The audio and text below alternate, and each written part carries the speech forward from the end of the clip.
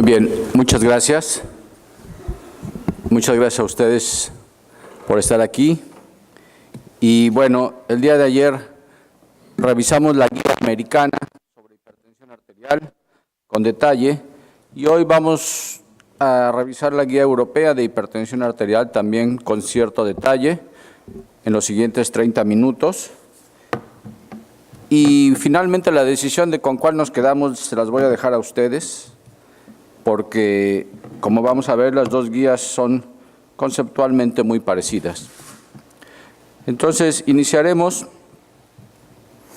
hablando de la Guía Europea 2018, las implicaciones en la clínica del día a día. Bueno, algunos de ustedes ya me han pedido las charlas de ayer por vía correo electrónico y bueno, esta también la pongo a su disposición y muchas gracias a aquellos que las han solicitado. Mi conflicto de interés, hoy tampoco tengo conflicto de interés con la industria farmacéutica y el objetivo de mi charla es confirmar que las diferencias entre las guías son conceptuales, que en el día a día nuestro reto realmente no son 5 o 10 milímetros de mercurio, sino son millones de individuos sin diagnóstico ni tratamiento. Este es el inicio de mi charla y será la conclusión de mi charla. La estructura de la Guía Europea de Hipertensión Arterial, como ustedes saben, fue presentada en el Congreso Europeo de Hipertensión y fue liberada en el Congreso Europeo de Cardiología y publicada hace 1 o 2 semanas. Esta es la portada de la Guía Europea. Es una guía de 98 páginas contra las 195 de la Guía Americana, y esta no nos desglosa la revisión sistemática de la bibliografía, como lo hizo la Guía Americana en las 154 páginas de desglose de la revisión sistemática. Ellos mencionan que es una guía pragmática para optimizar el diagnóstico, tratamiento y control de la hipertensión arterial. Para eso está desarrollada esta guía. Y en cuanto a su estructura, realmente sigue los pasos que actualmente conocemos, requeridos para el desarrollo de una guía que sea confiable. Empieza por una revisión sistemática de la bibliografía, aunque explícitamente, como les comenté, no nos la presenta. Se fundamenta generalmente, o en primer lugar, a través del análisis de los estudios randomizados y controlados. Posteriormente le da un peso de menor valor al metaanálisis de estos mismos estudios. También le da valor a los registros y estudios observacionales, en tercer lugar. Cuando no hay información suficiente, recurre a la opinión de expertos. Cuando hay desacuerdo, recurre al consenso ante el desacuerdo, y ellos utilizan la graduación de la Sociedad Europea de Cardiología para darle el peso específico a cada recomendación. En términos generales, las recomendaciones universales para cualquier desarrollo de guía. Y vamos a tocar algunos puntos generales.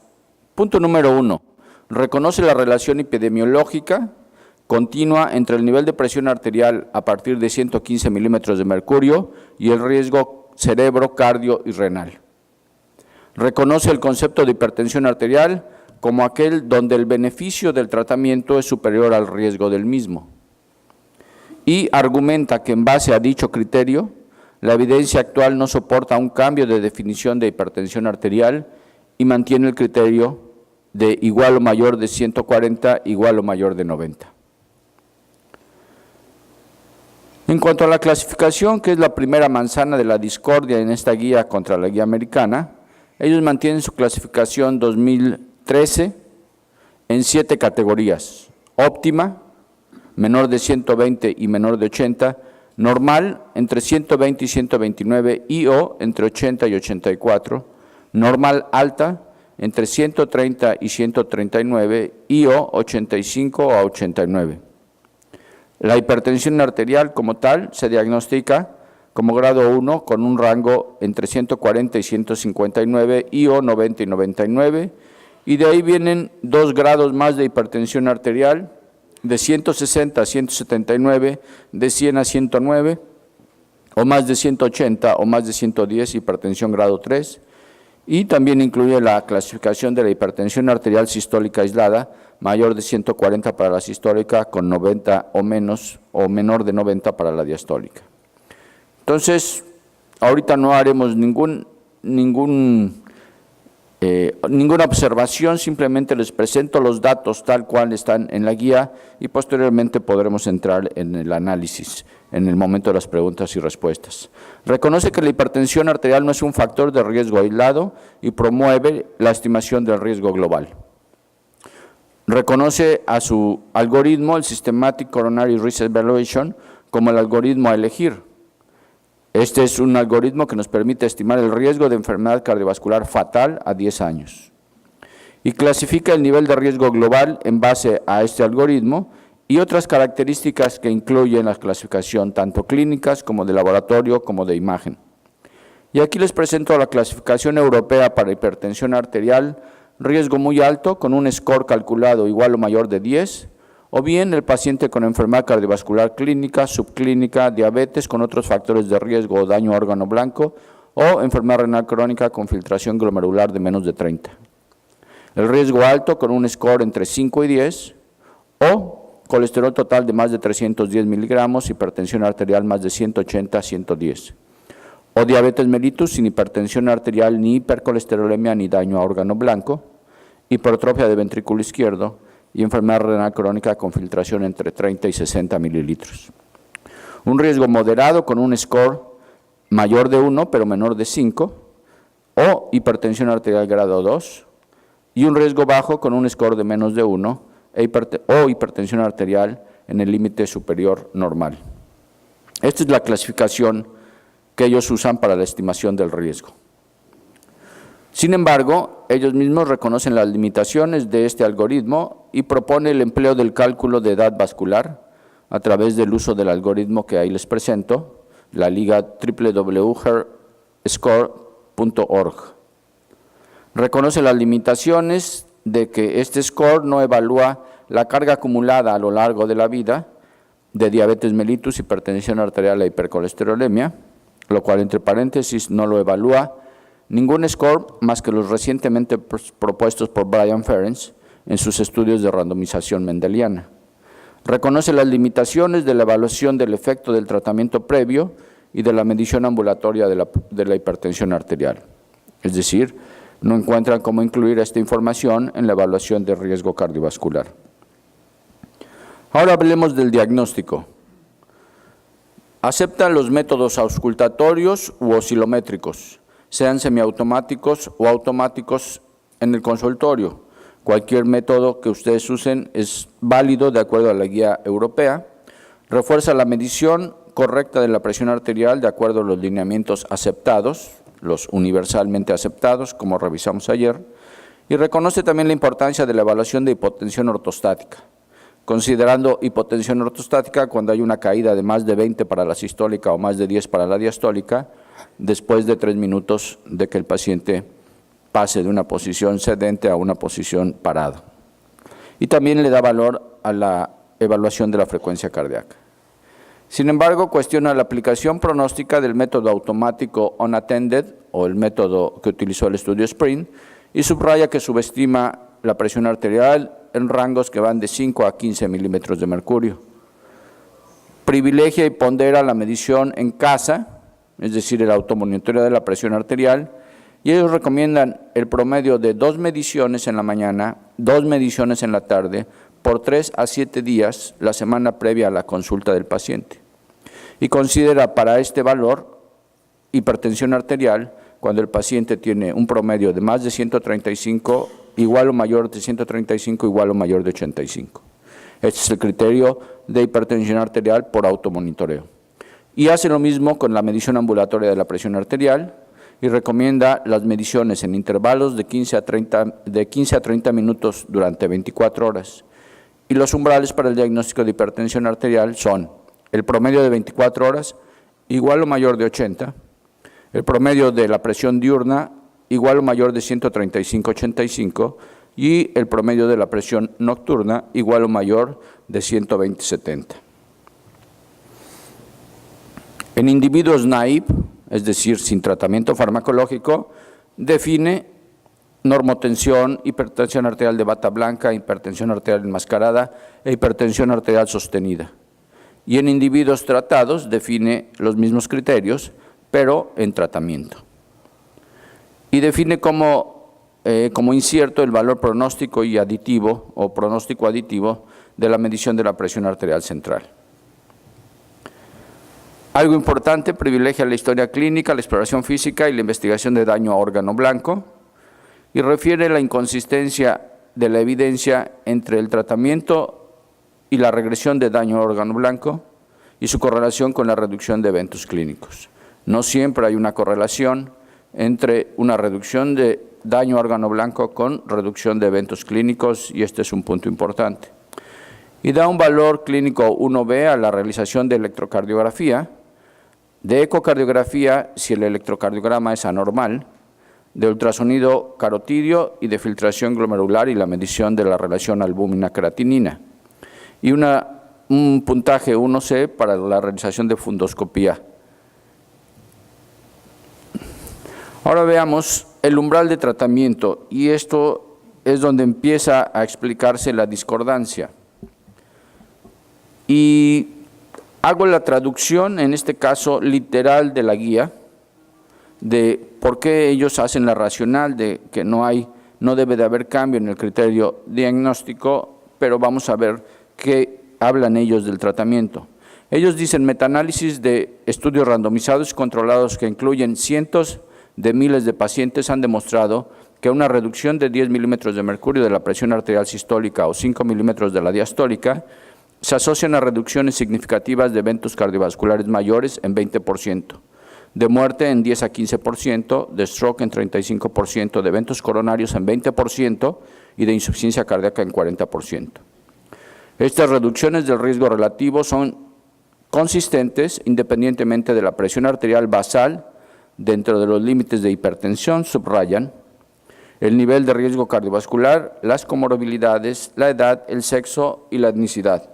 Un concepto muy parecido al vertido en la guía americana.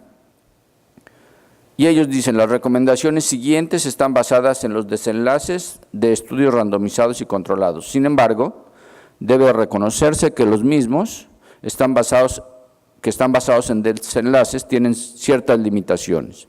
Las más importantes son que los datos son generalmente limitados a poblaciones de adultos mayores y de riesgo alto. Ello, obviamente, para incrementar el poder estadístico de los estudios y con periodos de seguimiento relativamente cortos, rara vez mayores de 5 años. Por lo tanto, ello significa que las recomendaciones de tratamiento a largo plazo para individuos adultos jóvenes y de bajo riesgo son necesariamente basadas en considerables extrapolaciones, algo que discutíamos el día de ayer. Mucho de lo que hacemos en medicina está basado en considerables extrapolaciones. Y entonces viene el punto de cuándo iniciar tratamiento farmacológico, es decir, cuándo es el umbral terapéutico. Ya vimos que el umbral diagnóstico ellos lo ponen en 140-90. Vamos a ver qué hablan de los umbrales terapéuticos. Nadie discute que hipertensión arterial de grado 3 o 2 e hipertensión arterial de grado 1 con riesgo alto o muy alto debe ser tratada farmacológicamente. Sin embargo, hipertensión arterial de grado 1 con riesgo bajo o moderado, hipertensión arterial de grado 1 en mayores de 65 años, que es el punto de corte para considerar a un individuo como un individuo adulto mayor o viejo, e hipertensión arterial normal alta con riesgo bajo o moderado, que es donde habría más discordancia, son los puntos que se discuten con mayor abundancia en la guía. Entonces vamos a ver qué dicen de hipertensión arterial de grado 1 con riesgo bajo o moderado. Recordemos que para ellos riesgo bajo o moderado es la evaluación con score de menos de 5 o menos de 1 para riesgo moderado y bajo respectivamente. Entonces, ellos dicen que el Task Force ahora, es decir, hay un cambio, recomienda que el estilo de vida sano debe acompañarse de tratamiento antihipertensivo farmacológico en individuos con hipertensión arterial grado 1 y un riesgo cardiovascular bajo y moderado. Primer cambio en la guía europea. Hasta antes de esta guía, ellos reconocían que para este grupo de pacientes riesgo bajo con hipertensión grado 1, el tratamiento no farmacológico no era necesario o no estaba indicado. Actualmente lo reconocen como indicado. Hipertensión arterial grado 1 en mayores de 65 años. Empiezan con la recomendación universal. La evidencia apoya la recomendación de que en individuos adultos mayores, es decir, de más de 65 años, incluyendo aquellos muy mayores, de más de 80 años, debe ofrecerse tratamiento antihipertensivo con una presión arterial sistólica igual o mayor de 160, eso está reconocido desde la guía previa. Sin embargo, ahora existe justificación para recomendar tratamiento antihipertensivo en individuos adultos mayores, es decir, mayores de 65, pero no mayores de 80, con presiones arteriales más bajas, en el rango de hipertensión arterial grado 1, de 140 a 159. Siguiente cambio, de bajar umbrales terapéuticos en pacientes de más de 65 años a hipertensión arterial grado 1. Y el punto que más discorda con la guía americana es presión arterial normal alta. Ellos la clasifican, de acuerdo a lo que ya vimos, 130, 139, 85, 89, lo cual sería una hipertensión arterial grado 1 para la clasificación americana. Y ellos dicen, la guía previa 2013 recomendó no iniciar tratamiento antihipertensivo en individuos con presión arterial normal alta y riesgo bajo o moderado. Esta recomendación sigue siendo soportada por nueva evidencia. Y les presento con la traducción, o más bien con falta de traducción, se los presento tal cual está en la guía, los 6 argumentos por los cuales ellos dicen que los pacientes con hipertensión arterial, con presión arterial alta, hipertensión normal alta, equivalente a hipertensión arterial grado 1 americano, y riesgo cardiovascular bajo o moderado, no deben de ser tratados farmacológicamente. En todos los estudios randomizados controlados, incluyendo el estudio SPRINT, y los metaanálisis que han reportado reducción de desenlaces cardiovasculares, bajando la presión arterial basal, entrecomillado, en el rango normal alto, es decir, 130 a 139, la presión basal, nuevamente entrecomillado, ha sido comúnmente medida en una terapia farmacológica de base antihipertensiva. Por lo tanto, estos estudios no dan una evidencia que soporte el tratamiento, la iniciación del tratamiento en pacientes sin hipertensión. O sea, ellos arguyen que todos los estudios o la mayoría que han demostrado beneficio con presiones en este grupo de pacientes por abajo de 130 son pacientes que ya venían recibiendo tratamiento farmacológico previo. Ok. Luego, argumentan en el HOP3, en el cual solamente 22% de los pacientes con riesgo intermedio estaban en tratamiento antihipertensivo, mostró que la reducción de la presión arterial no reduce el riesgo cardiovascular de eventos cardiovasculares en pacientes con presiones basales sistólicas en el rango normal alto, es decir, de 130 a 139.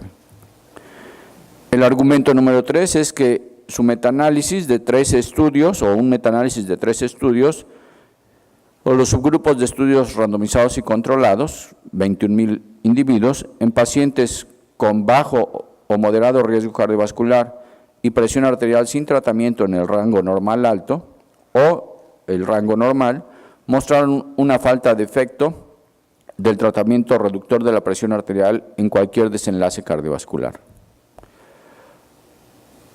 Argumento 4, similar, otro reciente metaanálisis, abajo les pongo el número de referencia de la guía, en este caso es la referencia 201.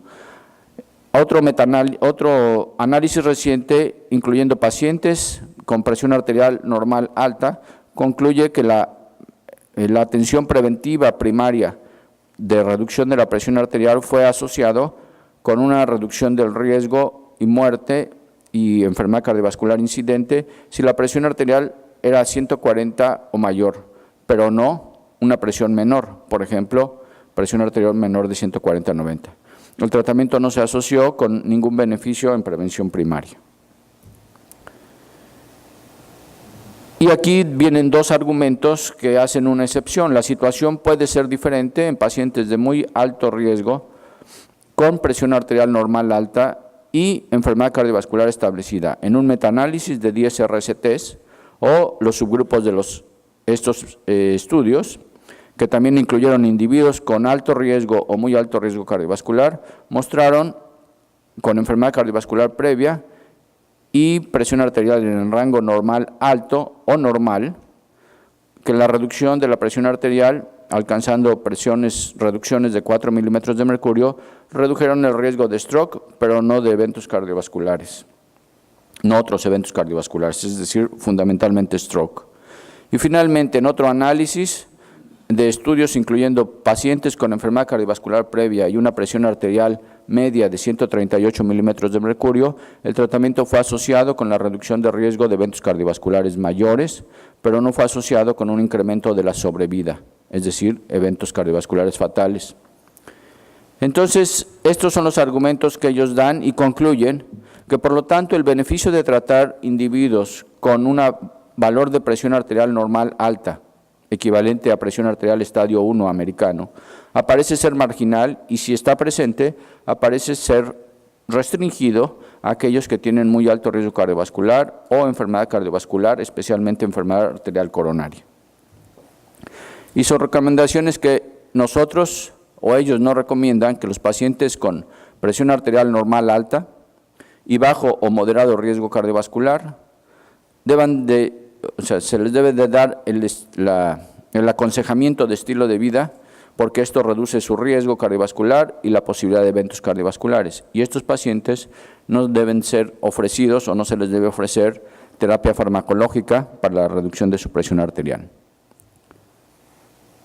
Sin embargo, basados en los datos de HOPE-3, el tratamiento farmacológico puede ser considerado en aquellos pacientes que su presión arterial esté cercano al límite de hipertensión arterial, al umbral diagnóstico 140/90, después de un intento prolongado de controlar su presión arterial con modificación al estilo de vida.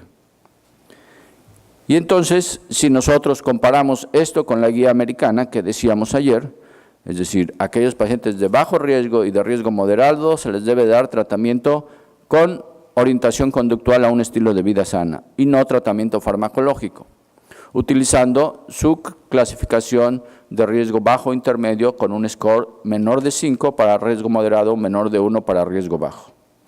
¿Cómo machea esto con la guía americana? La guía americana prácticamente dice lo mismo, utiliza otra clasificación de riesgo, y la guía americana, como decíamos ayer, nos dice hipertensión arterial estadio 1, equivalente a normal alta de la guía americana, de la guía europea, 130, 139, 80, 89, con un riesgo cardiovascular de menos de 10%, estos pacientes deben ser tratados de forma no farmacológica. ¿Cómo podemos hacer equivalente el score europeo con la Pooled Cohort Equation americana? Sabemos que la relación entre un evento fatal y estos que son eventos fatales y no fatales, va entre 2 a 3. Es decir, un score, por ejemplo, de 3 europeo equivale en términos generales a un Pooled Cohort Equation de 9. Y así sucesivamente. Entonces, hay diferencias cuantitativas, pero la realidad es que no hay diferencias cualitativas. En hipertensión arterial, ni los americanos ni los europeos discuten que hay que dar tratamiento farmacológico en hipertensión grado 2 o grado 1, como ya revisamos para los grado 2 para los europeos, grado 1 para los grado 1 para los americanos, grado 2 para los europeos, tratamiento farmacológico, y para pacientes que tienen alto riesgo cardiovascular, independientemente de su nivel de presión arterial, tratamiento farmacológico para todos. En las metas de tratamiento encontramos aún una discordancia entre lo que es el umbral diagnóstico y el umbral terapéutico. Y ellos nos dicen, es recomendado que el primer objetivo terapéutico deba ser alcanzar una meta menor de 140/90 en todos los pacientes. Y si esta meta es bien tolerada, tratar los umbrales a menos de 130/80 en todos los pacientes o en la mayoría de los pacientes. Y entonces aquí es donde entra la discordancia entre el umbral terapéutico y el umbral diagnóstico. En pacientes de menos de 65 años, incluso van más allá, es recomendable que la presión arterial sistólica deba ser descendida a niveles de entre 120 y 129 milímetros de mercurio en la mayoría de los pacientes. En pacientes ancianos, mayores, iguales o mayores de 65 años, es recomendable que la presión sistólica se deba llevar a presiones entre 130 y 139, esta sí es una diferencia con la guía americana, que recomienda que incluso en estos pacientes se trate de llevar a los pacientes a menos de 130. Y una presión arterial entre 130 y 139 es recomendable para personas de más de 80 años. Y nos dice que la diastólica siempre tiene que ser llevada a menos de 80 milímetros de mercurio. En población diabética nos dice lo mismo, hay que llevar a los pacientes a presiones arteriales menores de 130 y si son mayores de 65 años entre 130 y 140. Y la presión diastólica debe ser siempre descendida a menos de 80. Por lo tanto, como vemos, las diferencias son conceptuales. Mi conclusión es que más allá de las recomendaciones de las guías americana y europea, ambas acotadas por considerables extrapolaciones de la evidencia disponible, pero es la mejor evidencia que tenemos, estudios randomizados, controlados. Es lo mejor que tenemos en la medicina para basar nuestras decisiones. Aún ellas tienen sus limitaciones. En nuestros países, el diagnóstico, el tratamiento y el control de la hipertensión arterial distan mucho de ser óptimos y mejorar estas deficiencias debería ser nuestra primera meta, independientemente si optamos por uno u otro criterio diagnóstico, uno u otro umbral terapéutico, que ambos son muy parecidos.